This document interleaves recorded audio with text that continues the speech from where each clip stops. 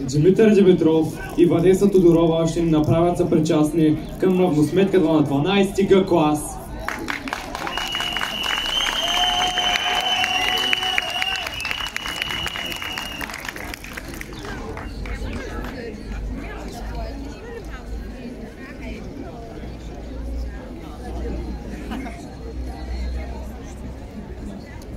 Днес е много емоционален ден за всички нас. Приключва етап от живота ни и започва нов. Един от първите ни важни избори бе в края на 7-ми клас, избирайки гимназията, в която да учим. Но днес всички сме тук, пред предела на истинското ни пътуване. Стоим с усмивки и сме целите в трепет за това, каквото съдбата ни е определила за напред. Въпреки обратите, които ни беше подготвила, с общи усилия ги надвихме. Сега стоим готови да прекрачим прага на гимназията за последен път като ученици. Нека в ръце да държим букет от най-важните и красиви неща, които получихме от това училище и хората от него. Тук изпитахме всички истински емоции. Намерихме поне един приятел, който да ни бъде верен за напред. Израснахме много и визуално, и ментално. Научихме се, че човек трябва да учи, но не само от учебника, а и от хората около него. Най-красивата роза от нашия букет е благодарността. Ние можем да я изразяваме, но се научихме и да я изпитваме. Тя е толкова изящна, че всеки човек трябва да я притежава, за да бъде блажен. Благодарни сме, че прекарахме най-хубавите си години тук в гимназия Васил Левски. Лично от нашия 12 Г клас искаме да отправим признателност към няколко скъпи за нас учители, които можем да наречем наши приятели. За всеки от вас имаме скромен подарък, с който да запечатаме толкова хубав спомен във вашите сърца, какъвто и вие оставихте в нашите.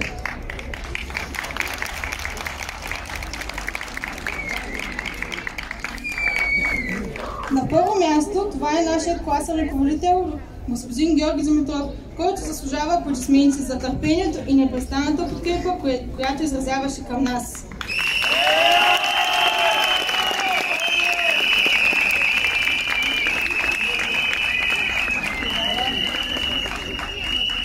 Със сигурност, споменът за човечността и непредаността, с която ни говорихте и обгрижвахте, ще затопля винаги нашите души. Всеки може да ни завижда, че вие бяхте наш учител, защото с вас, както купоните, така и дълбоко смислените разговори бяха неповторими.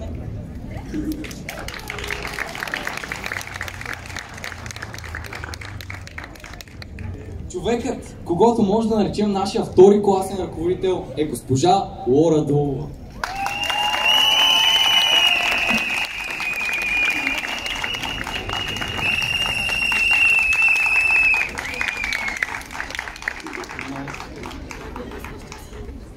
Вие не ни оставихте дори за миг от 8 от 12 клас. Подадохте ни ръка и ни показахте живота през очите на един философ, който е все така забавен и неповторим. Устремът, с който ни посрещнахте всеки ден, ни накара да бъдем по-отговорни към себе си и към хората около нас. Ще запомним вашето чувство за хумор и лекотата, с която боравихте с нашия нрав.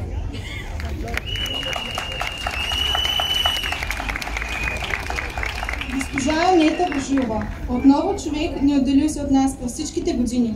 Въпреки дързанието и трудностите, които имахме, вие успяхте да ни образовате не само в областта на нашия роден език и литература, а ни показахте как изглежда отделеността и обичта към това, което човек прави. Вие обичате вашата работа, а ние усетихме тази любов към предмета във всеки час, в който бяхте при нас.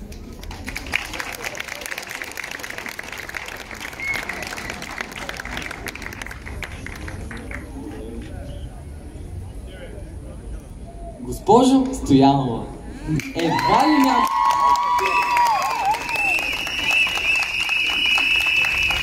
ли някога ще забравим притеснението, което изпитахме в първия час с вас, но в последствие разбрахме, че вие спечелихте нашето уважение веднага.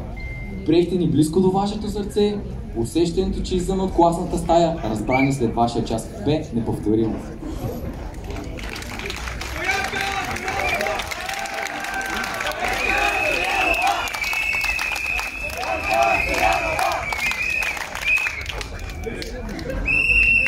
Госпожо Вълкова, с вас се срещнахме в средата на нашето приключение в гимназията, но веднага успяхте да ни плените със своята доброта и чистота, с която се отнасяхте към нас.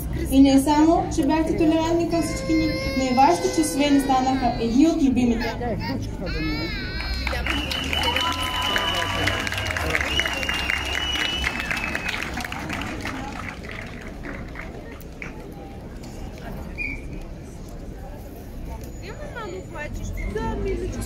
Иванова и господин Динко Динев. Вие двамата си подавахте щафетата през годините като наши преподаватели в областта на технологиите. Истински пример за хора, готови да помогнат във всеки момент и желаещи им да дадат съзнанията, които притежавате. Възхищаваме се на вашия интелект и прецизността, с която работите.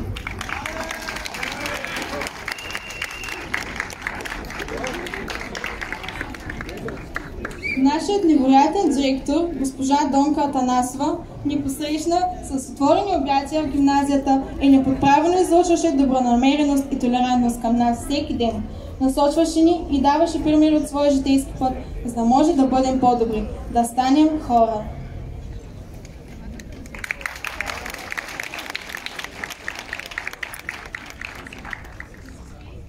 Скъпи учители, днес е денят, в който трябва да се разделим. Благодарим ви, че научихте да ценим малките неща и да гледаме на живота от друга перспектива. Вече сме решили какви ще бъдем благодарение на вас. Показахте ни как да сме силни и да следваме мечтите си, които можем да реализираме. За нас вие бяхте звездите, озаряващи пътя ни и с всеки луч светлина давахте нова възможност да направим избора на къде да потеглим. Всеки един ден от тези 5 години прекарани заедно е бил изпълнен с много смях и любов. И сега остава запечатан в нашето съзнание и сърце, където е училището. Като последно мигновение като ученици, с гордост и уважение, благодарим на учителите за вярата им в нас. На вас дължим успеха, коража да не се предаваме и да вярваме в доброто. На вас се пада честта да ни изпратите днес не само като преподаватели, а като най-добрите спътници в нашия гимназиален живот. Сега вие ни отваряте вратата и ни пускате да отлетим надалеч, но не трябва да казваме с Богом, а доскоро.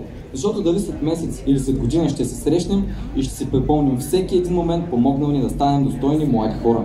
На вас, преподаватели, ще бъдем вечно признателни, защото вие ни показахте приоритетите в живота и стълбичката, по която да ги следваме.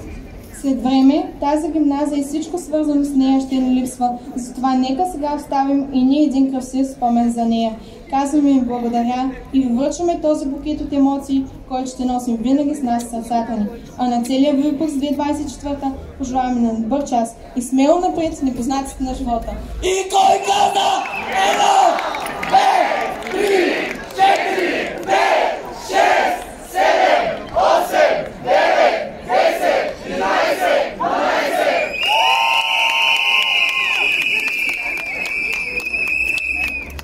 Следва специален музикален поздрав към всички зрелостници, гости и преподаватели. Ще чуем песента заедно в изпълнение на Моника Калчева и Мартина Атанасова.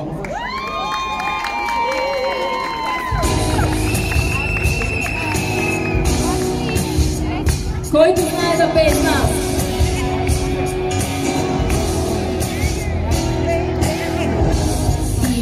Истини, от други разказани, всеки има всеки си медача. Ти да ни откри възможности, да сме ни изпуснали, да направим нещо малко, но за някой друг. Ще можеш ли ти? Колко малки сме били за големите